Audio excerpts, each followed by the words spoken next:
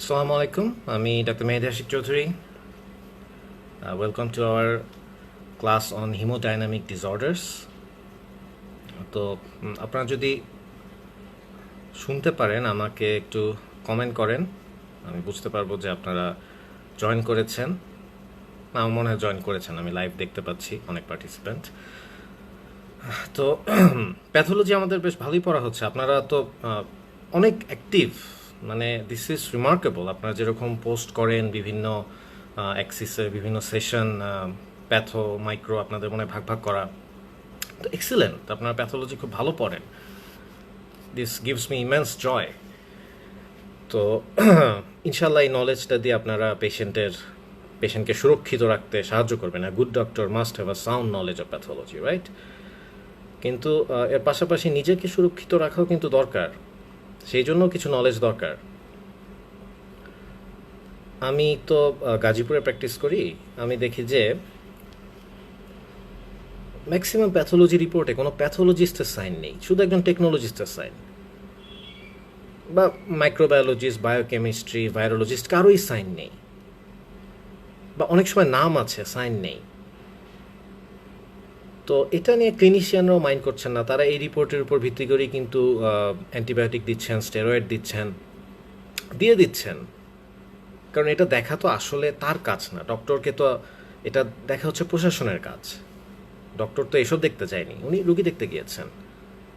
কিন্তু ঝামেলা হচ্ছে কি, একবার যদি একটা ভুল রিপোর্ট যায় এবং এটা নিয়ে কিছু কোয়ারি হয়, মানুষ কিন্তু আপনাকে ছাড়বে না। মানুষ শুধু প্রতিষ্ঠান না, আপনাকে অ্যাটাক করবে। শুধু মানুষ না, আপনার ডাক্তার ভাই বোনেরাও দেখবেন আপনার পাশে নেই, সবাই বলবে তুমি এটা দেখলা না কেন, ওইখানে এরকম ভুয়া রিপোর্ট দেয়, তুমি এটা দেখলা না কেন। মানুষ পাশে দাঁড়ানোর থেকে বেশি পয়েন্ট আউট করবে। তো এই জন্য আপনারা যেখানেই কাজ করবেন একটু খোঁজ নেবেন যে ওই ল্যাবে কোন কনসালটেন্ট দায়িত্ব নিয়ে রিপোর্টটা ছাড়ছে। দরকার একটু ফোন দেন না, স্যার, ভাই, জুনিয়র হলে ডক্টর অমুক, আপনি কি আসেন, আপনি কি এটা দেখেন, আপনি অথবা ওই রিপোর্টটা কি আপনি ছেড়েছেন, কীরকম, একটু ইন্টারাকশন করেন যে নাম থাকলেও অ্যাকচুয়ালি উনি আসছেন কি না। নিজেকে সেফ রাখতে হবে। কিছু একটা যদি ভুল রিপোর্টও যায়, একজন দায়িত্ববান একজন কনসালটেন্টের আন্ডারে যাতে যায়, আপনাকে যাতে এটার মধ্যে না জড়ানো হয়। ডাক্তারি করতে রিসেন্টলি একটা ঘটনা হয়েছে এরকম নিয়ে, আপনারা মনে হয় জানেন, আমি ডিটেলস জানি না, কিন্তু মেইন ছিল হচ্ছে ভুয়া রিপোর্ট।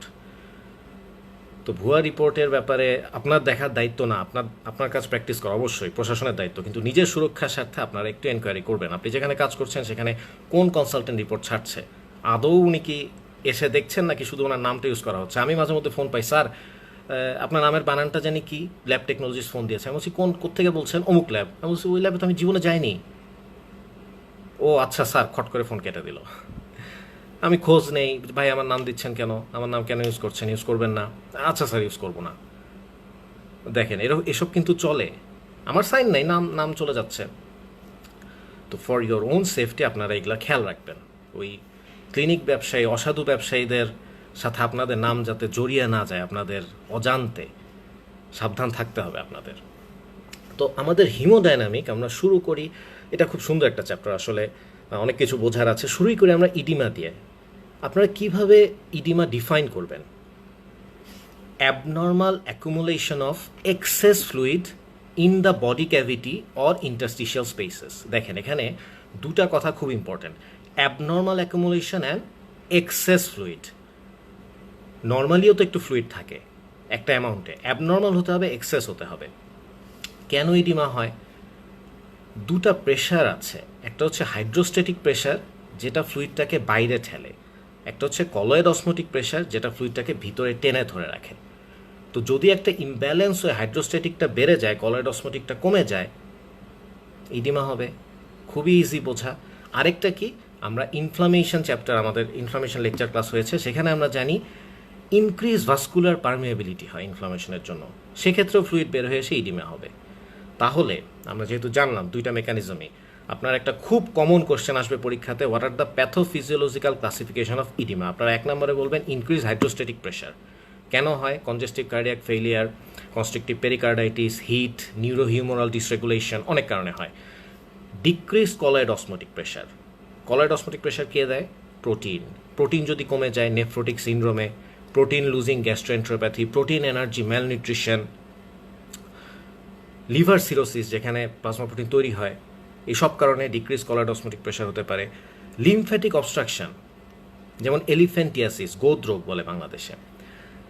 সোডিয়াম রিটেনশন, সোডিয়াম কী করে, ওয়াটারটাকেও ধরে রাখে। যদি increase sodium intake with renal insufficiency হয়, সোডিয়াম রিটেনশন হবে, এটাও একটা ক্যাটাগরি। তাহলে এই চারটাই হচ্ছে transudative oedema: increase hydrostatic pressure, decrease colloid osmotic pressure, lymphatic obstruction, sodium retention. এই চারটা হচ্ছে ট্রানজুডেটিভ ইডিমা। এক্সুডেটিভ ইডিমা কি? তাহলে এই পাঁচটা আমার প্যাথোফিজিওলজিক্যাল ক্লাসিফিকেশন অফ ইডিমা। কিছু ক্লিনিক্যাল সাইড আমাদের জেনে রাখতে হবে। যদি হোল বডিতে ইডিমা হয়, এটাকে আমরা কি বলবো? অ্যানাসার্কা। এই অ্যানাসার্কা পরে ইডিমা মোস্ট কমনলি হয় সাবকিউটেনিয়াস, আন্ডার দ্য স্কিন। আমি যদি চাপ দিই এটা দেবে যায়, এটাকে আমরা বলি পিটিং ইডিমা। আবার চাপ দিলে যদি না দাবে, এটাকে আমরা বলি নন পিটিং ইডিমা, যেমন মিক্স ইডিমা অফ থাইরয়েড। আর বাকি সবই মোটামুটি পিটিং। যদি কার্ডিয়াক কজে ইডিমা হয়, মনে রাখবেন বডির তিনটা অর্গানই, দেখেন আমরা যে পড়লাম, তিনটা অর্গানই কিন্তু ইডিমার জন্য ইনভলভ। একটা হচ্ছে হার্ট, একটা হচ্ছে কিডনি। ওয়ালাইকুম আসসালাম, অনেকে সালাম দিচ্ছেন, সালামের উত্তর দিলাম, ওয়ালাইকুম আসসালাম। তো আমরা যেটা ছিলাম, হার্ট, তিনটা কারণে ইডিমা হয়। একটা হচ্ছে হার্টের জন্য, একটা হচ্ছে কিডনির জন্য, একটা লিভারের জন্য। হার্টের কারণে যদি ইডিমা হয়, ইডিমাটা ফার্স্ট অ্যাপিয়ার করবে পায়ে, পেরাল ইডিমা। কিডনির জন্য যদি হয় মুখে, পেরি অরবিটাল ইডিমা। লিভারের জন্য যদি হয় পেটে। আবার কোথায় ইডিমা হচ্ছে তার উপরে আমরা নাম দিই, হাইড্রোপেরিটোনিয়াম, হাইড্রোপেরিকার্ডিয়াম। হাইড্রোপেরিটোনিয়ামের কমন আরেকটা নাম কি? অ্যাসাইটিস, যদি পেটের মধ্যে পেরিটোনিয়াল ক্যাভিটিতে পানি জমে। তাহলে আমরা মোটামুটি ক্লিনিক্যাল অ্যাসপেক্টগুলো জানলাম। আরেকটা কোশ্চেন আসে, mechanism of development of oedema in heart failure. Heart failure যদি হয় কি হবে? রেনাল ব্লাড ফ্লো কমে যাবে, রেনাল পারফিউশন কমে যাবে। কমে গেলে কি হবে? Renin, angiotensin, aldosterone system active হয়ে যাবে।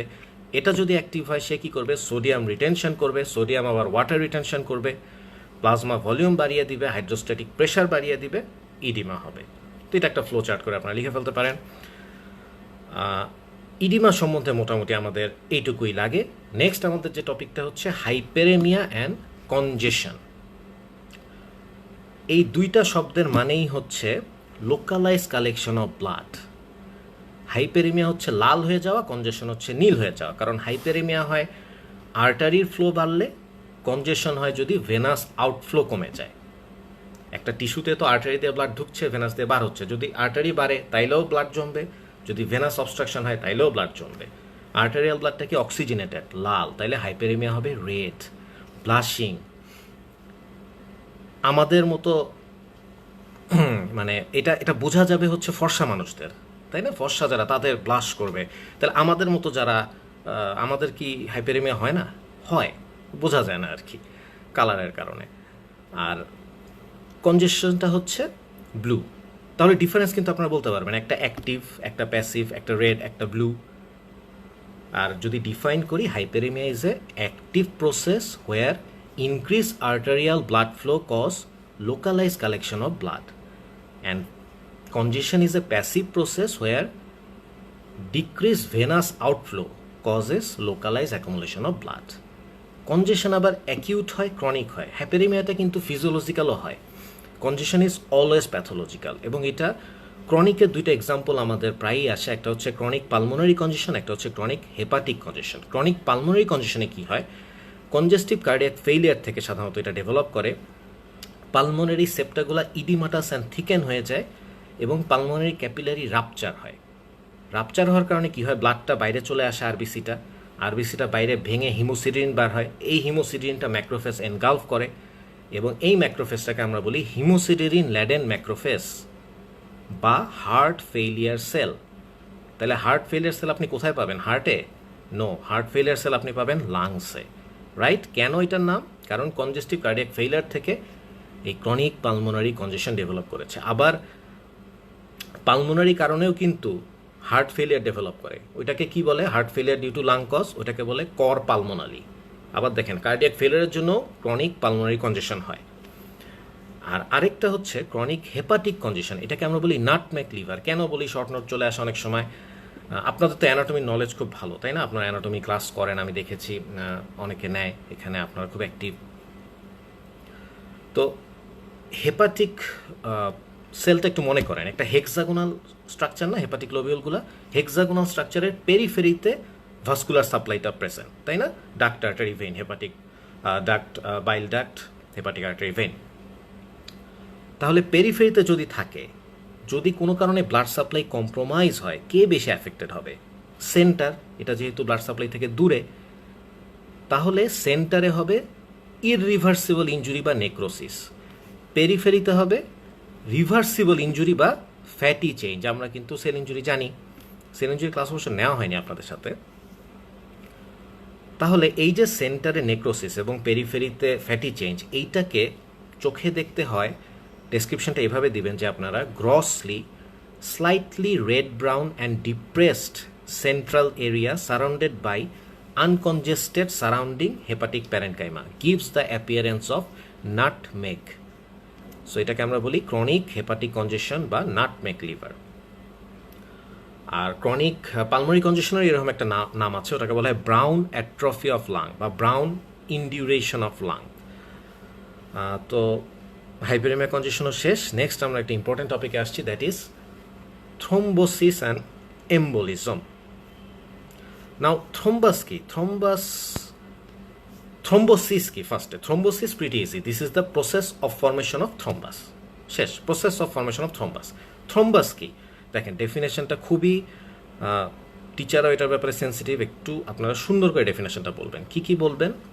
Thrombus is a solid or semi solid mass formed by the constituent of streaming blood in living body। তিনটা জিনিস, solid, semi solid, constituent of streaming blood থেকে তৈরি হয়েছে। কোথায় হয়েছে? লিভিং বডিতে হয়েছে। যদি ডেড বডিতে হয় ওইটার নাম কিন্তু হয়ে যায় পোস্টমর্টেম ক্লট, নট থ্রম্বাস। তাহলে থ্রম্বাস কেন হয়? প্যাথোজেনেসিস তিনটাকে একসাথে আমরা বলি ভিরকোস ট্রায়াড। তিনটা প্যাথোজেনেসিস আছে। এই ভিরকো সাহেব অনেক কিছু আবিষ্কার করেছেন, উনি ভিরকোস গ্ল্যান্ড আবিষ্কার করেছেন। Left supraclavicular metastatic lymph node of gastric কার্সিনোমাকে বলা হয় ভিরকোস গ্ল্যান্ড। আর থ্রোম্বোসিসের প্যাথোজেনেসিস তিনটাকে একসাথে বলা হয় ভিরকোস ট্রায়াড। নাম্বার 1 হচ্ছে endothelial activation, number 2 alteration of blood flow, number 3 hypercoagulability. তিনটা জিনিস। প্রথমেই হচ্ছে এন্ডোথেলিয়াল অ্যাক্টিভেশন। দেখেন এন্ডোথেলিয়াম হচ্ছে একটা ম্যাজিক বক্সের মতো, এটার মধ্যে যে কত কিছু আছে। নর্মালি এন্ডোথেলিয়াম ভালো মানুষ, সে অ্যান্টিকোয়াগুলেন্ট হয়ে থাকবে, সে ব্লাডটাকে ফ্লো করতে দিবে, ক্লট হতে দিবে না। কিন্তু আপনি যদি এটাকে ঘাটাঘাটি করেন, আপনি যদি এটাকে ইনজিউর করেন, এটার সাব এন্ডোথেলিয়াল কোলাজেনটা যদি ইনজুরির কারণে এক্সপোজ হয়ে যায়, it has a property of procoagulant property, it will lead to coagulation. তাহলে এন্ডোথেলিয়াল অ্যাক্টিভেশন থেকে কোয়াগুলেশন হবে। কী কী কারণে এন্ডোথেলিয়াল অ্যাক্টিভেশন হয়? Hypertension, hyperlipidemia, smoking, homocystinuria, atherosclerosis বা ডিরেক্ট ইনজুরি, টক্সিক ইনজুরি, অনেক কারণে হতে পারে। Endothelial is like doctor Jekyll and mister Hyde. Many of you have read this, I guess, তাই না? একজন বিজ্ঞানী ছিলেন, খুব ভালো মানুষ ডক্টর জেকিল, বাট উনি একটা ওষুধ খেয়ে মাঝে মধ্যে একজন ভয়ঙ্কর মার্ডারাস ক্রিমিনাল হয়ে যেতেন মিস্টার হাইড। একই মানুষের ডাবল। এন্ডোথেলিয়ামও এরকম, নর্মালি সে সব দিবে, but if you activate it, it will start coagulating your own blood. Endothelial activation. পরেরটা কি? Alteration of blood flow. দুই ধরনের হতে পারে।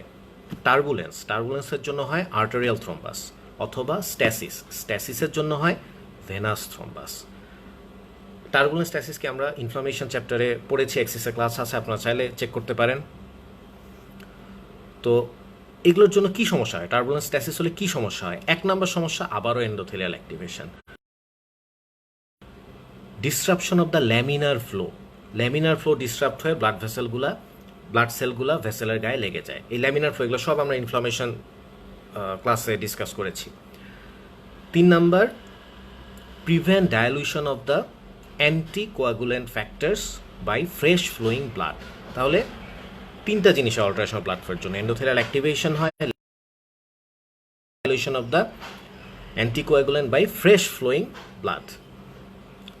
আর লাস্টেরটা হচ্ছে হাইপার কোয়াগুলেবিলিটি। এটা হচ্ছে এমন কিছু ডিজিজ যেখানে ব্লাডে কোয়াগুলেশন বেড়ে যায়, যেমন কনজেনিটাল হচ্ছে মিউটেশন অফ সাম জিন সাচ অ্যাস মিথাইল টেট্রাহাইড্রোফলেট জিন, ফ্যাক্টর 5, প্রথমবিন জিন, এদের জন্য হাইপার কোয়াগুলেবিলিটি হয়। আরও লেস কমনলি হয় protein C, antithrombin 3, protein C, protein S, এগুলো খুব লেস কমন। আর অ্যাকোয়ার্ড কিছু কজ আছে। অ্যাকোয়ার্ড কজ কি আছে? Prolong immobilization, MI, cancer, antiphospholipid antibody syndrome, heparin induce thrombocytopenia.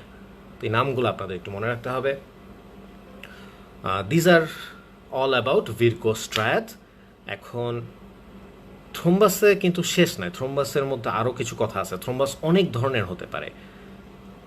আগেই বললাম আর্টারিয়াল অ্যান্ড ভেনাস থ্রোম্বাস। তো আপনাকে যদি জিজ্ঞেস করে what are the difference between arterial and venous thrombus, আমরা বাই দিস টাইম একটা জানি, আর্টারিয়াল থ্রোম্বাস হয় টার্বুলেন্স থেকে, ভেনাস থ্রোম্বাস হয় স্ট্যাসিস থেকে। 1 নাম্বার, আর্টারিয়াল থ্রোম্বাস কোথায় কোথায় হয়? করোনারি, সেরিব্রাল, ফিমোরাল, এইসব জায়গায় হতে পারে। ভেনাস থ্রোম্বাস কোথায় হয়? ডিপ লেগ ভেইনে। দুইটা ডিফারেন্স পেয়ে গেলাম। আর্টারিয়াল থ্রোম্বাস প্রপাগেট করে, মানে সামনের দিকে যদি বাড়ে, কোন দিকে বাড়বে, ডিরেকশনটা কি? রেট্রোগ্রেড। ভেনাস থ্রোম্বাসটা অ্যান্টেরোগ্রেড। মানে কি দেখেন, দুইটাই হচ্ছে টুয়ার্ডস হার্ট। আর্টারি তো হার্ট থেকে দূরে যাচ্ছে, সো সে যদি প্রপাগেট করতে হয় তাকে করতে হবে রেট্রোগ্রেড, হার্টের দিকে। আর ভেনাস তো হার্টের কাছেই ব্লাড নিয়ে আসে, so it will do anterograde. আর arterial thrombus are frequently occlusive and venous thrombus are almost always occlusive. almost always occlusive. তাহলে দেখেন অনেকগুলো ডিফারেন্স পেয়ে গেলেন। আরেকটা ডিফারেন্স জিজ্ঞেস করে antemortem clot, postmortem clot. Antemortem ক্লটটা হয় একটু স্টিকি, অ্যাটাচ থাকে, পোস্টমর্টেমটা একটু ডিটাচ থাকে, ফ্রায়াবল থাকে। অ্যান্টিমর্টেম ক্লটের মধ্যে লাইন অফ জান থাকে, লাইন অফ জান, ZAHN। পোস্টমর্টেম ক্লটটা এটা থাকে না, এটা দেখতে হয় আপার পোর্শনটা হয় কারেন্ট জেলির মতো, লোয়ার পোর্শনটা হয় চিকেন ফ্যাট, লুকস লাইক আপার portion current jelly, lower portion chicken fat appearance. তাহলে এই হচ্ছে ডিফারেন্স। লাইন অফ জানটা কি, তাই না? লাইন অফ জানটা কি? ভেনাস থ্রোম্বাস যদি হয়, এটার আরেকটা নাম হচ্ছে ফ্লেবোথ্রোম্বোসিস। ফ্লেবোথ্রোম্বোসিসের কিছু স্টেপ আছে। ফার্স্টটা কি? প্রাইমারি প্লাটিলেট থ্রোম্বাস বা প্রাইমারি প্লাটিলেট ক্লট। তারপরে এই প্লাটিলেট এবং ফিব্রিন ডিপোজিশন হবে, তারপরে একটু আরবিসি হবে, আবার প্লাটিলেট অ্যান্ড ফিব্রিন ডিপোজিশন হবে। এই যে alternate layer of platelet and fibrin with RBC gives a appearance of dark zone and light zone. আরবিসিটা একটু ডার্ক, প্লাটিলেট ফিব্রিনটা একটু লাইট। এই অ্যাপিয়ারেন্সটাকে বলা হয় লাইন অফ জ্যান। এটা যখন ডেভেলপ করে এটাকে আমরা বলি কোরালিন থ্রোম্বাস, মানে কোরালের মতো একটা, প্রাচীরের মতো একটা চেহারা নেয়। তাহলে primary platelet clot, coralline thrombus, যখন এটা অক্লুশন করে ফেলে অক্লুসিভ ক্লট, অক্লুশনের পরে যখন একটা লং স্ট্যাটুটরি কলাম তৈরি হয় প্রোপাগেটেড ক্লট, যখন এটা একটা ভেনাস অস্টিয়াম থেকে আরেকটা ভেনাস অস্টিয়ামে চলে যায় এটাকে বলা হয় প্রোপাগেটেড ক্লট। তার আগেরটা হচ্ছে কনজিকিউটিভ ক্লট, সরি 4 নাম্বার স্টেপটা হচ্ছে কনজিকিউটিভ ক্লট। তাহলে 5টা step: primary platelet clot, occlusive thrombus, primary platelet clot, coralline thrombus, occlusive thrombus, consecutive clot, propagated clot. 5টা স্টেপে আমাদের ফ্লেবোথ্রোম্বোসিস হচ্ছে, এবং কোরালিন থ্রোম্বাস যেখানে, সেখানে আমরা লাইন অফ জ্যান পাচ্ছি। আর আরও কিছু হয়, মিউরাল থ্রোম্বাস। এটা মানে কি? কার্ডিয়াক চেম্বার বা অ্যাওর্টার লুমেনেম যদি হয় এটাকে বলি মিউরাল থ্রোম্বাস। আরেকটা আমরা বলি ভেজিটেশন। ভেজিটেশন কি? যদি হার্ট ভালভে হয় এটাকে বলি ভেজিটেশন। আবার এই থ্রোম্বাসটা যদি ইনফেক্টেড হয়ে যায়, ব্যাকটেরিয়া এসে, এটাকে আমরা বলি ইনফেক্টিভ ভেজিটেশন, যেমন হয় ইনফেক্টিভ এন্ডোকার্ডাইটিস। আবার নন ব্যাকটেরিয়াল থ্রোম্বোটিক এন্ডোকার্ডাইটিসও হয়, ওটা ইনফেকশন নাই। আবার লিবম্যান স্যাক এন্ডোকার্ডাইটিস হয়, এটা হয় এসএলির সাথে, সেটাও একটা ফর্ম অফ ভেজিটেশন। তাহলে মিউরাল থ্রোম্বাস, ভেজিটেশন, এটা আমরা বুঝলাম। আর্টারিয়াল থ্রোম্বাস, ভেনাস থ্রোম্বাসের ডিফারেন্স আমরা জানলাম, ফ্লেবোথ্রোম্বোসিসের স্টেপসগুলো আমরা বুঝলাম, অ্যান্টিমর্টেম পোস্টমর্টেম ক্লটের ডিফারেন্স আমরা জানলাম। তো সবই আমাদের রিটেন ফাইবার জন্য বেশ ইম্পর্টেন্ট। আর লাস্টলি একটা খুব কমনলি আসে, what are the fate of thrombus. নাম শুনলেই আপনারা বুঝতে পারবেন, নামগুলাই লাগে: propagation, embolization, dissolution, recanalization, organization. Propagation, embolization, dissolution, recanalization, organization. ভিতরে আর গেলাম না, এটা সাধারণত নাম লিখলেই আমরা ফুল মার্কস দিয়ে দিই, সেলফ এক্সপ্ল্যানেটরি মোটামুটি। তো এই থ্রোম্বাসটা তো তৈরি হলো, এটা যদি ডিটাচ হয়ে ছুটে আরেকটা কোথাও চলে যায়, ব্লাডে ফ্লো করতে করতে আরেক জায়গায় যে ওইখানে বসে যে অক্লুশন করে, this is called embolism. So if we define it, it is a detached intravascular, solid, semi-solid or liquid mass that is carried by the flowing blood to a site distant from its point of origin. আশা করি বুঝতে পেরেছেন. একটা জিনিস দেখেন, thrombus কিন্তু solid বা semi solid হয়, embolism কিন্তু সলিড, সেমি সলিড, লিকুইড তিনটাই হতে পারে. ফ্লুইড দিয়ে এম্বোলিজম হয়, বাট 99% ক্ষেত্রে এম্বোলিজম হবে থ্রোম্বাস থেকে. সো এটা আরেকটা নাম হচ্ছে থ্রোম্বো এম্বোলিজম. বাট 1% ক্ষেত্রে কিন্তু ফ্যাট এম্বোলিজম হয়, এয়ার এম্বোলিজম হয়, অ্যামনিওটিক ফ্লুইড এম্বোলিজম হয়, even tumour fragment, even bullet, এগুলো এম্বোলিজম হয়ে যায় যদি বডিতে আটকে থাকে. সো আমাদের তাহলে ডিফারেন্ট টাইপস অফ এম্বোলিজমগুলো একটু জানতে হবে. আমরা প্রথমেই সবচেয়ে ইম্পর্টেন্ট যেটা রিটেনের জন্য, ভাইবার জন্য, that is pulmonary embolism. Pulmonary embolism মানে এম্বোলিজম তো মূলত দুই ভাগে হবে, একটা হচ্ছে পালমোনারি, একটা সিস্টেমিক. সার্কুলেশন তো দুইটা, তাই না? তো পালমোনারি এম্বোলিজমটা কোথা থেকে হয়? ডিপ লেগ ভেইন থেকে সাধারণত হয়.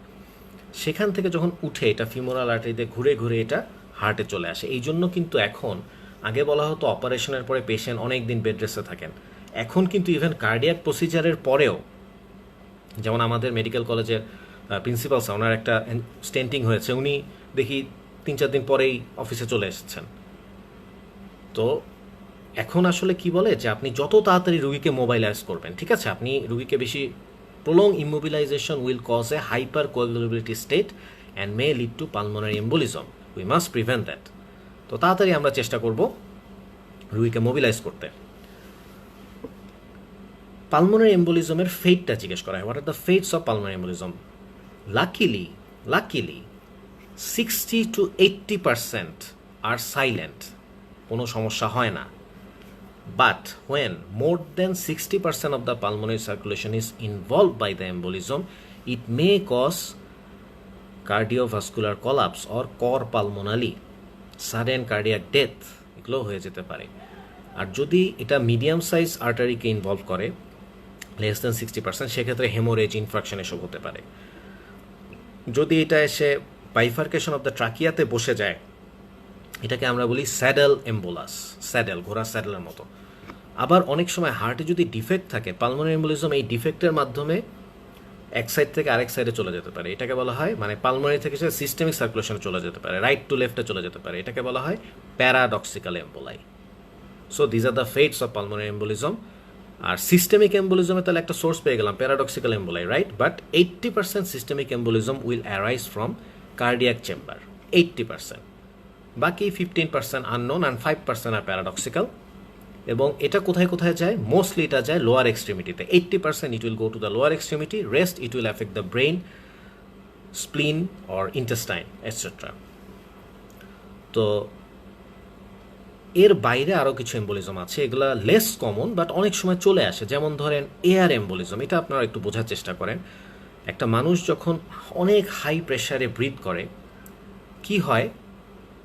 আমাদের বাতাসের ম্যাক্সিমাম তো nitrogen. This nitrogen dissolve in our blood, and when the person undergoes rapid depressurization, ধরেন ডুবুরি অনেক তাড়াতাড়ি উপরে উঠছে বা প্যারা জাম্পার উপর থেকে অনেক তাড়াতাড়ি নামছে, র্যাপিড ডিপ্রেশারাইজেশন হইলে এই ডিজলভ গ্যাসটা বের হয়ে আসে as bubbles and causes embolism. This is called air embolism. এই বাবলটা যদি লাংসে চলে যায়, আমরা বলি চোকস, শ্বাসকষ্ট. যদি স্কেলিটাল মাসেলে চলে যায়, প্রচণ্ড ব্যথা হয়ে পেশেন্ট বাঁকা হয়ে যায়, এটাকে বলে বেন্ডস.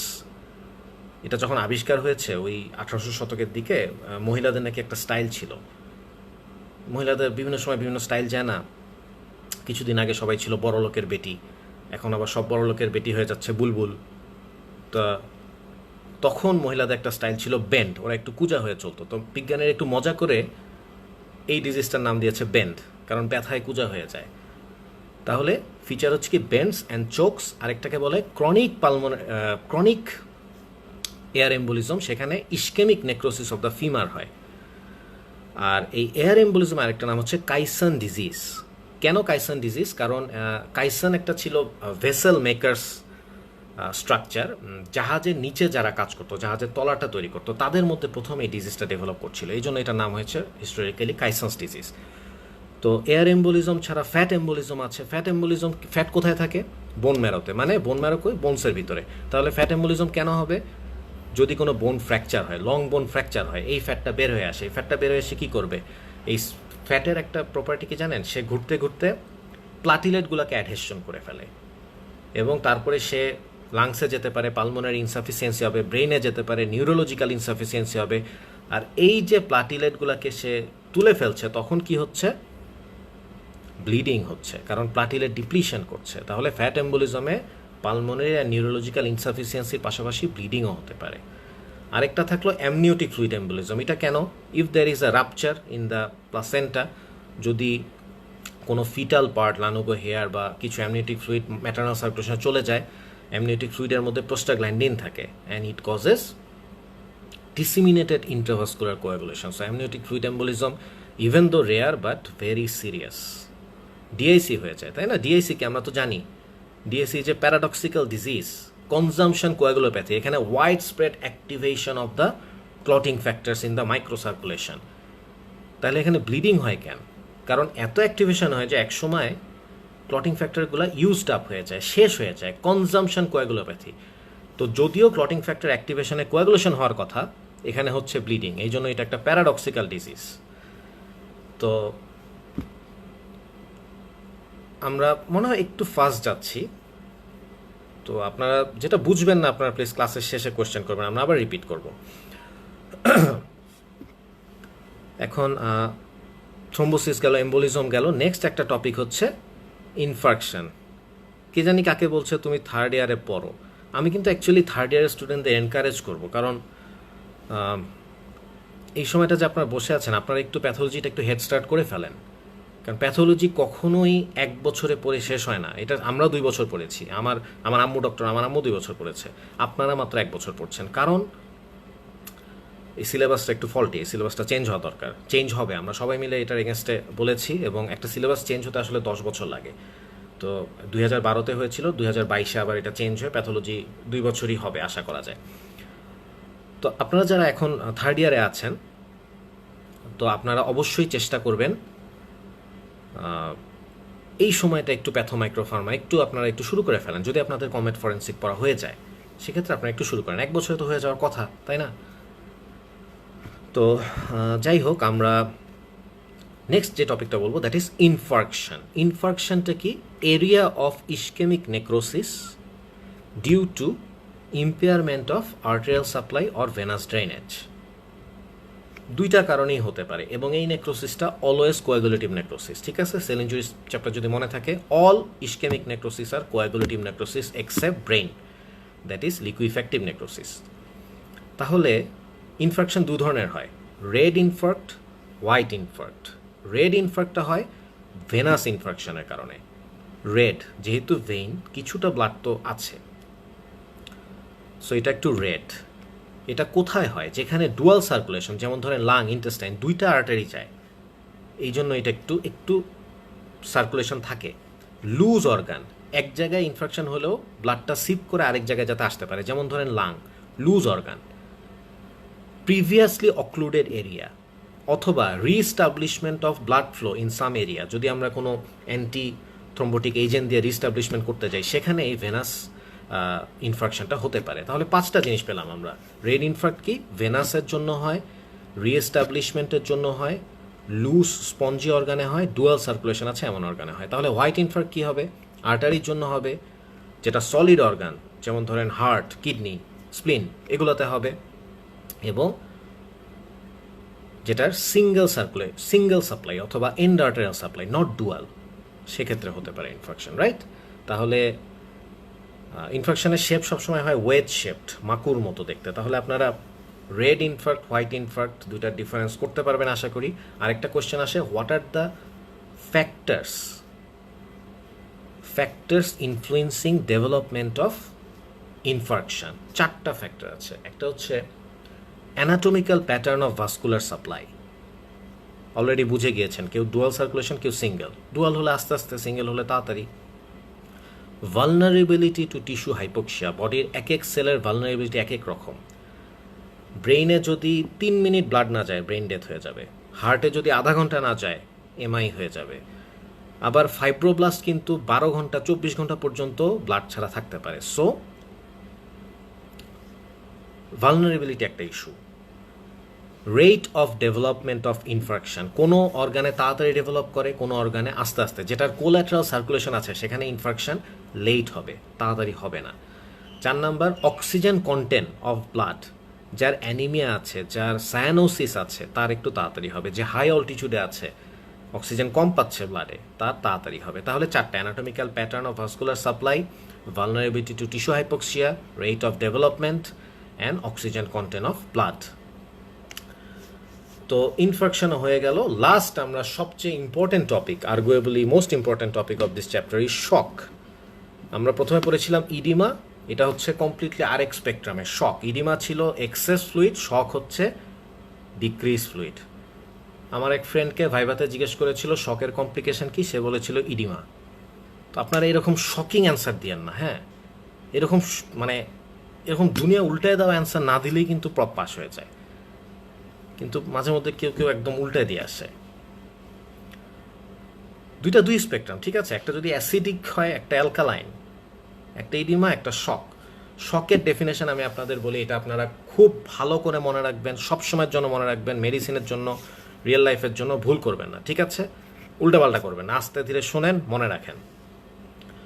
শক is defined as systemic hypotension due to decreased cardiac output or decreased effective circulatory volume that leads to tissue hypoperfusion and cellular hypoxia.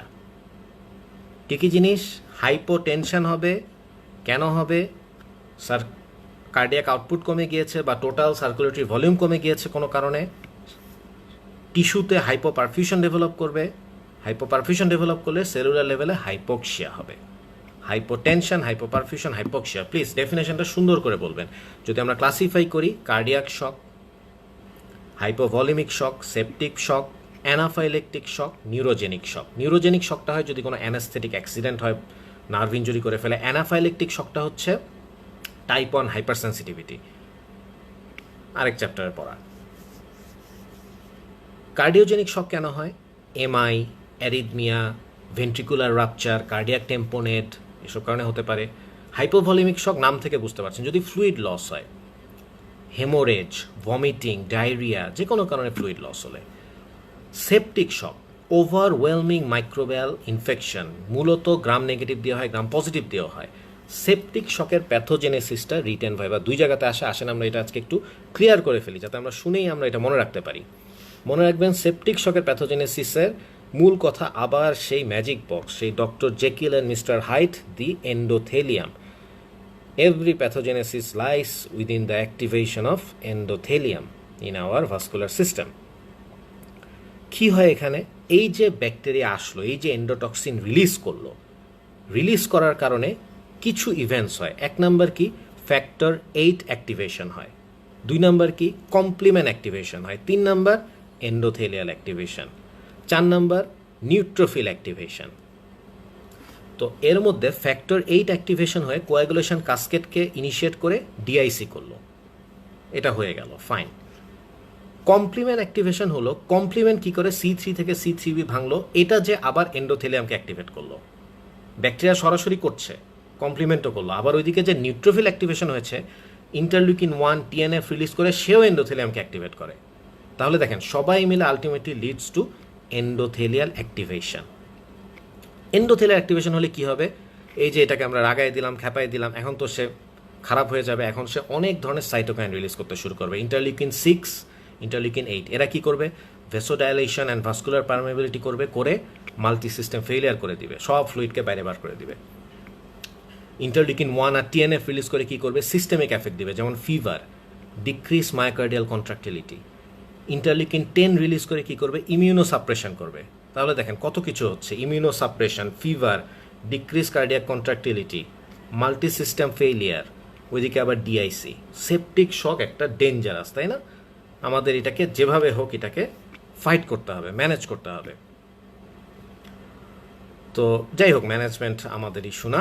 আমরা আগে প্যাথোজেনেসিস, আমরা আগে সব কিছু বুঝি। একটা শকের রোগী কীভাবে আপনার কাছে প্রেজেন্ট করতে পারে, যেহেতু তার ভলিউম কমে যাচ্ছে। কয়েকটা খুব প্রথম কথাটাই হাইপোটেনশন, তাই না? ব্লাড প্রেশার কমে গেল, rapid thready pulse, cold clammy skin, যেহেতু ব্লাড সাপ্লাই কম, cold clammy skin, decrease urinary output, decrease sweating, decrease level of consciousness, alter level of consciousness. এইভাবে যদি আসে আপনি বুঝবেন this is the patient is going to shock. এটার কয়েকটা step আছে, শকের 3টা স্টেজ আছে। ইনিশিয়াল নন প্রোগ্রেসিভ, তখন কি হয়, কম্পেনসেটরি মেকানিজমগুলো অ্যাক্টিভ হয়ে পেশেন্টকে ভালো রাখে, non progressive. Then progressive, failure of the compensatory mechanism, worsening of the circulatory status with development of lactic acidosis, acidosis কিন্তু ডেভেলপ করে যায়। অ্যান্ড ফাইনালি ইররিভার্সিবল স্টেজ, এখানে আপনি ইভেন পেশেন্টকে ম্যানেজ করলেও পেশেন্টের এন্ড অর্গান ড্যামেজ হয়ে গিয়েছে, এটাকে আর ফিরায় আনা যায় না। So this end organ damage is are the complication of shock. আমরা যদি কোথায় কোথায় হয়, একদম মাথা থেকে আসেন, ইসকেমিক এনকেফেলোপ্যাথি, হার্টের মধ্যে সাবএন্ডোকার্ডিয়াল হেমোরেজ, জোনাল লিশন, লাংসের মধ্যে ডিফিউজ অ্যালভিওলার ড্যামেজ বা শক লাং বলা হয় এটাকে, লিভারে ফ্যাটি চেঞ্জ, অ্যাড্রেনাল গ্ল্যান্ডে কর্টিক্যাল লিপিড সেল ডিপ্লিশন, কিডনিতে acute tubular necrosis. So these are the all end organ damage or complication of shock. তো এখন শকের রোগী তো আপনাদের তো ম্যানেজ করতে হবে, তাই না? শকে আপনারা কী দিয়ে ম্যানেজ করবেন? তো যদিও আমাদের ঠিক চ্যাপ্টার না, তারপরে এটা একটু খুবই যেহেতু ইম্পর্টেন্ট, তাই না? শক তো আপনারা অনেক সময় ফেস করবেন। কোন ফ্লুইডটা দিবেন বলেন তো? এই যে ডিএ আছে, ডিএনএস আছে, সোডিয়াম ক্লোরাইড আছে, হার্টম্যান আছে। মনে রাখবেন আপনারা always best fluid for human body is isotonic crystalloid solution. Isotonic, যাতে আমার ইসিএফ আইসিএফ এর সাথে টনিসিটি ডিফারেন্স না হয়। ক্রিস্টালয়েড, কারণ কলয়েড অনেক সময় কিডনিতে ইনজুরি করতে পারে সামটাইমস, সো ক্রিস্টালয়েড বেটার। এই ধরনের কী আছে? 5% ডিএনএস আছে, 0.9% সোডিয়াম ক্লোরাইড আছে, হার্টম্যান সলিউশন বা রিঙ্গার্স ল্যাকটেট যেটা বলি আমরা, হার্ট সল নামে পাওয়া যায়। These are the fluids of choice for shock. আপনি কি 5% ডিএ দিবেন, ডেক্সট্রোজ্যাকোয়া দিবেন? Never, never. শকে আপনি ডিএ দিবেন না। কেন দিবেন না আমি বলি আপনাকে। ডিএটা কি? এটা তো হাইপোটনিক, তাই না? আপনি যখন ডিএ দিলেন, বডিতে দেওয়া মাত্র এই গ্লুকোজটা কিন্তু সেল আপটেক করে ফেলবে, নর্মাল সেল যদি হয়, তাই না? সে কিন্তু গ্লুকোজ আপটেক করবে। গ্লুকোজ আপটেক করে কি থাকলো? খালি ফ্লুইড থাকলো। সে হয়ে গেল হাইপোটনিক। সে তো আরও কি করবে? তার তো যেহেতু হাইড্রোস্ট্যাটিক প্রেশার কম, সে আরও ফ্লুইডকে সেলের ভিতরে পাঠাবে, সার্কুলেশনে রাখতে পারবে না, উল্টা আরও সেলুলার ইডিমা হবে। সার্কুলেটরি ভলিউম তো বাড়লই না, সেলুলার ইডিমা হয়ে গেল। ধরেন আপনি হাইপোক্যালেমিয়ার ম্যানেজমেন্ট করছেন, আপনি ওই কমার্শিয়ালি অ্যাভেলেবল কে অক্সালেট বা পটাশিয়াম অক্সালেট এগুলো দিবেন, সেটা কি ডেক্সট্রোজ্যাকোয়ার সাথে দিবেন? দিবেন না। একই কারণে। কেন? এখানে কি হয়, এই যে গ্লুকোজটা আপটেক হলো, গ্লুকোজ আপটেক হলে কি ইনসুলিন সিক্রেশন বাড়ে না? ইনসুলিন আবার কি করে? ইনসুলিন করে কি পটাশিয়ামকে সেলের ভিতরে ঢোকায়, আরও হাইপোক্যালেমিয়া ডেভেলপ করে। তো হাইপোক্যালেমিয়া রুগীকেও দিয়ে দেওয়া যাবে না, শকের রুগীকেও দিয়ে দেওয়া যাবে না। আমি আরও ইলেকট্রোলাইট ইমব্যালেন্স করবো, সার্কুলেটরি ভলিউমও বাড়াইতে পারবো না। আমি দিব আইসোটনিক ক্রিস্টালয়েড, সাচে সোডিয়াম ক্লোরাইড বা 5% ডিএনএস, আমি এগুলো দিব। বেস্ট হচ্ছে হার্টসল, বেস্ট হচ্ছে হার্টসল। কেন best? Hartsol is basically 0.9% sodium chloride, তাই না? কিন্তু এখানে এক্সট্রা কিছু থাকে। এক্সট্রা থাকে কি? Calcium and Ringer's lactate. Lactate, ক্যালসিয়ামটা কি করে? মায়োকার্ডিয়াল কন্ট্রাক্টিলিটি বাড়ায়, আর ল্যাকটেটটা বাইকার্বনেটে কনভার্ট হয়। আমরা জানি শকে কিন্তু ল্যাকটিক অ্যাসিডোসিস হয়, বাইকার্বনেট একটা বেস। সো এটা কিন্তু এই অ্যাসিডোসিসটাকেও ফাইট করে, একটু বাফার করে ফেলে। সো সব দিক বিবেচনা করে হার্টসল যদি অ্যাভেলেবল থাকে অবশ্যই হার্টসল দিবেন। না থাকলে আপনি ডিএনএস দেন বা নর্মাল স্যালাইন দেন। Never DA, never DA. তাহলে ডিএটা কখন দিব? হাইপার ন্যাট্রিমিয়া হলে আপনি ডিএ দিতে পারেন। হাইপার ন্যাট্রিমিয়া হয়ে আছে, এটা হাইপার অসমোলার সলিউশন, এটাকে আপনি হাইপোটনিক দিলেন, এটা কারেকশন হবে। একটা জিনিস মনে রাখবেন, যে কোনো ইলেকট্রোলাইট ইমব্যালেন্সের কারেকশন কিন্তু আপনারা ওভার অ্যাটলিস্ট 48 আওয়ার্স আস্তে আস্তে করবেন। ফ্লুইডটা কিন্তু হিসাব করে দিবেন, না হলে কিন্তু আপনি ইডিমা করে ফেলতে পারেন, শক করে ফেলতে পারেন, তাই না? Never fluid correction should never be rapid. একটা হিসাব করে দেবেন যে আমি এত লিটার এত সময়ের মধ্যে দিব। এই হিসাবগুলো শিখে নেবেন। আমি ছোট্ট একটা টিপস দিই। ধরেন 3 লিটার ফ্লুইড 24 ঘন্টায় দিব, হিসাবটা হবে 3 × 10, 30 ড্রপস পার মিনিট। লিটার যদি 24 ঘন্টায় দেয় হিসাবটা হবে 3 × 10 30 ড্রপস পার মিনিট। তাহলে ধরেন 1.5 লিটার 24 ঘন্টায় দিলে কি হবে 15 ড্রপস পার মিনিট, বা ধরেন 1 লিটার 8 ঘন্টায় দিলে কি হবে 1/3, এটাও 30 ড্রপস পার মিনিট। এটা একটা সহজ একটা টিপস দিলাম আপনাদের মনে রাখার জন্য, কারণ এই ম্যানেজমেন্টগুলোই কিন্তু মানে আমার মতে আপনারা যে ডাক্তারি পড়ছেন কিছু জিনিস শিখে ফেলার চেষ্টা করবেন এই পড়ার সময়, ইন্টার্নি করার সময়। ধরেন ক্যানুলা করা, এনজি করা, ক্যাথেটার অন অফ করা, ফ্লুইড ম্যানেজমেন্ট, IVIM ইনজেকশন দেওয়া, আর্টেরিয়াল ব্লাড গ্যাস কালেক্ট করা। অবশ্যই আপনারা অপারেশন শেখার জন্য ব্যস্ত, আপনারা ওটি শিখতে ব্যস্ত, ভালো, শিখলে খুব ভালো, কিন্তু এই রেগুলার প্রসিজারগুলো শিখে যান। সেকেন্ডারি সুচার দেওয়া, একটু ব্যান্ডেজ করা, অনেক লাভ। আমি ইন্টার্নিতে ব্যান্ডেজ করা শিখি নাই, আমি ইন্টার্নিতে বাকিগুলো শিখেছিলাম, ব্যান্ডেজ করা শিখি নাই। এটার জন্য আমার অনেক আফসোস হয়েছে। আপনি জানেন, আপনি যখন প্রাইভেট প্র্যাকটিস করবেন, আপনি যদি একটা ব্যান্ডেজ ভালো করে করতে পারেন, আপনার কত ইনকাম। ওই যে ব্রাদাররা যে করে, তারা 1,500-2,000 টাকা চার্জ করে একটা ব্যান্ডেজের জন্য।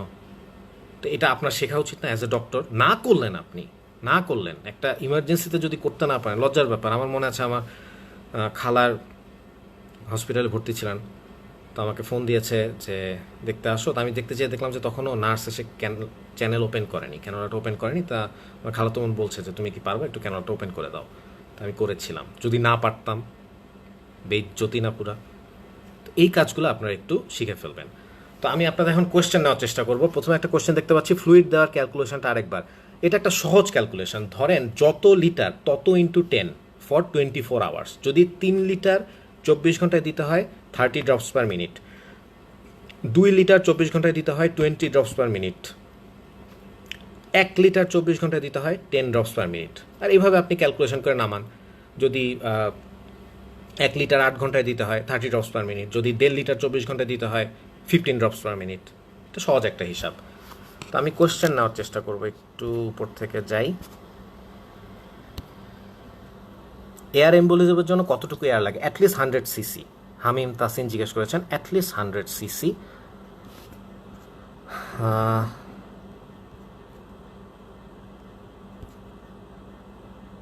বাপ্পি, আমার প্রাক্তন ছাত্র বাপ্পি, কেমন আছো?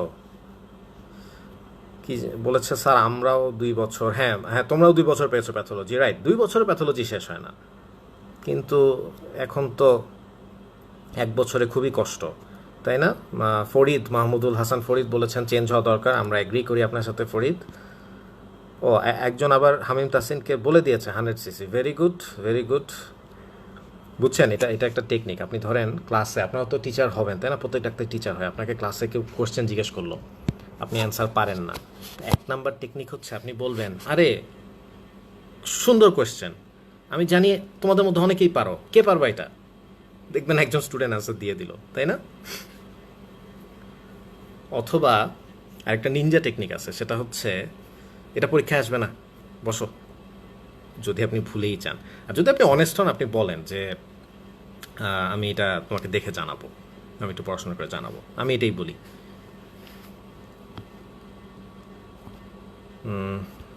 আচ্ছা, আরও কোয়েশ্চেন নেওয়ার চেষ্টা করছি। শিক্ষার কোনো বয়স নাই, কে জানি বলেছে। হ্যাঁ, অবশ্যই। আমার কিছু স্টুডেন্ট তাবিশ জয়েন করেছে from Zahurul Islam medical college, thank you. Niaz, Rocky কেমন আছো? আমার একজন কনসালটেন্ট হিস্টোপ্যাথোলজিস্ট ছোট ভাই, খুলনা মেডিকেল কলেজের জনপ্রিয় pathologist Niaz Nowsher Rocky join করেছে, ধন্যবাদ রকি।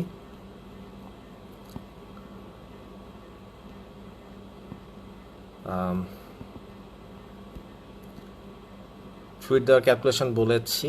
আর যদি কোনো কোয়েশ্চেন থাকে, সেলুলার ইনজুরি ক্লাস নিলে ভালো হয়, ইনশাল্লাহ আমরা চেষ্টা করব।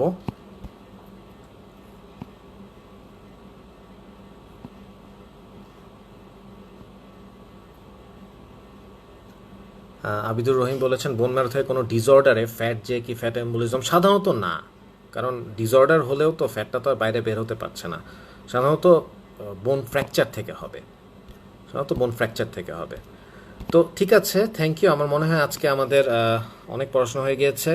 আপনারা এই চ্যাপ্টার থেকে অবশ্যই ইডিমা, শক এগুলো খুব ভালো করে পড়বেন, ভার্কোস ট্রায়াডটা খুব ভালো করে পড়বেন। বেসিক্যালি আমরা যেই টপিকগুলো ডিসকাস করলাম খুব বেশি করি নাই, শর্ট করেই করেছি, কিন্তু আউটপুটটা আমরা চেষ্টা করবো 100% দেওয়ার।